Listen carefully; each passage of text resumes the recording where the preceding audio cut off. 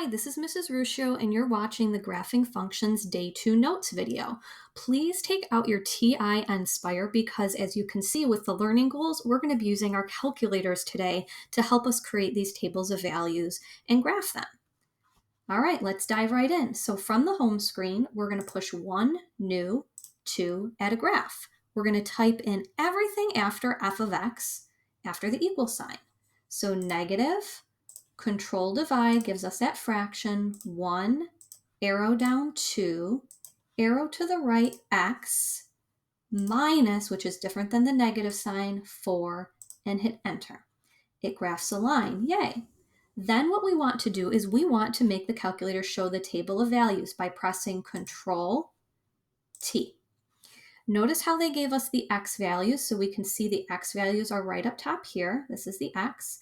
So I'm going to go all the way up where -2 is, and then I'm going to put all of these points right in my table. So -2 is at -3, -1 is at -3.5, 0 is at -4.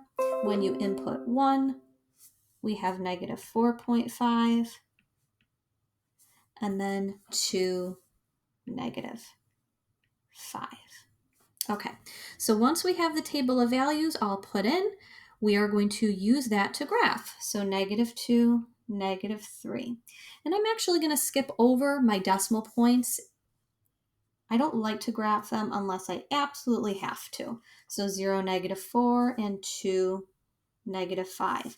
If you want to get, oops, I graphed that wrong, 2, -5. If you want to get super fancy, you could keep following the points in the same pattern on either side.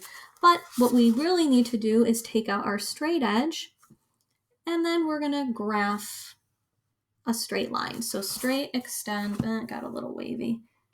That's what I get for using a piece of paper as a straight edge. Use a ruler if you have one. Straight, extend, arrows, and then we're going to label it f of x. This is what we call a linear function. All right, let's take a look at number 2. To add a new graph, we're going to hit Control Doc and then 2, add a graph.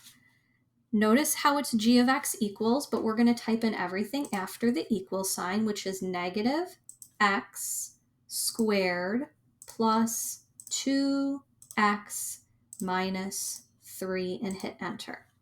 This graph creates an upside down U. As you can see, the most important point on this graph, I would probably imagine you're guessing too, is this top point here. This is called the vertex or a turning point. So when we push Control T to show our table, I want to find that point there and put it in the middle of my table. And it looks like it's happening at 1, right? The x value of 1. So 1, -2, I'm going to put right in the middle of my table. We'll see why in a minute.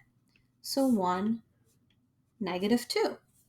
And then we can put 2 and 3 down. So 2 is at -3, and 3 is at -6. So if I put in 3, I get out -6.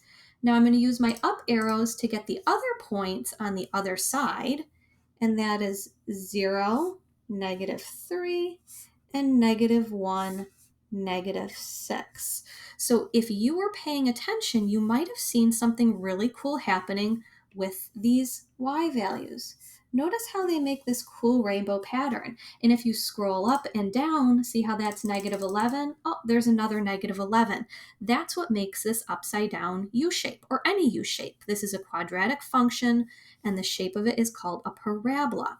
So let's plot these points. So I'm going to plot the point 1, -2 first, 0, -3, and also 2, -3, and then -1, -6, and 3, -6 as well. Instead of using a straight edge, we're going to do the best we can, connect with an arrow and a curved line, and we're going to label this one g of x because that's its name. All right, let's graph the next one. We're going to graph 3, which is a little weird because it says d of t, but that's not going to bother us. We're going to hit Control Doc, add a graph, and we're going to treat d of t like this f3 of x, but what we're going to do is pretend t is x because our calculator doesn't understand t. We also have these absolute value bars. So in order to get them, we're going to push the key of everything next to the 9, and then we're going to use our arrows over and we're going to select the absolute value bars.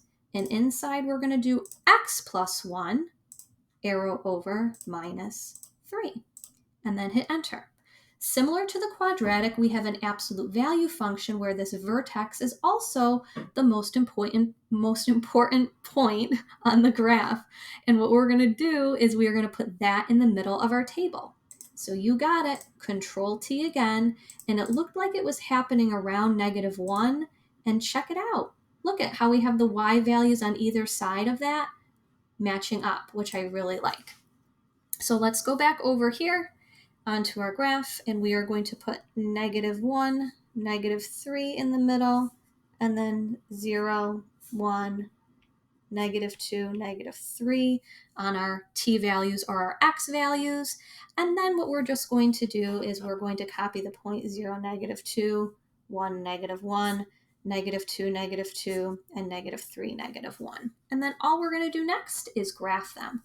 I like to start with my vertex at -1, -3, and then just plot the points on either side accordingly. Let's use a straight edge to connect them on either side to make this beautiful V shape. And then last but not least, label it D of T.